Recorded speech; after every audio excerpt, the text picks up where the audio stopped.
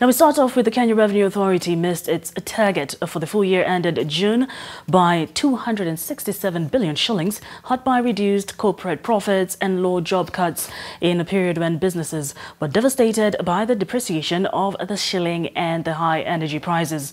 The taxman collected 2.22 trillion in ordinary revenue, an increase of 9.5% from 2.03 trillion that it received in the fiscal year ending June 2023. The KRA aimed to collect 2.76 trillion by the end of June 2024, which was revised downwards to 2.49 trillion after the Treasury tabled the second supplementary budget towards the end of the fiscal year. In total, KRA, which also collects other taxes on behalf of other state agencies, collected 2.4 trillion in the year ending June compared to 2.16 trillion collected in the same period last year.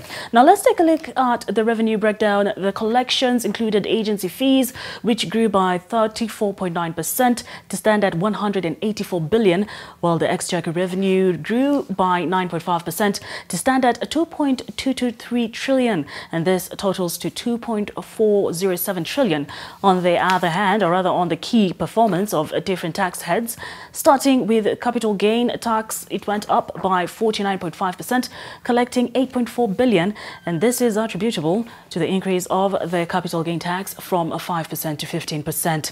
Excise on betting, on the other hand, was up by 26.2%, with 24.27 billion collected, as domestic value added tax, also known as VAT, witnessed an increase of 15.3% to settle at 314.16 trillion.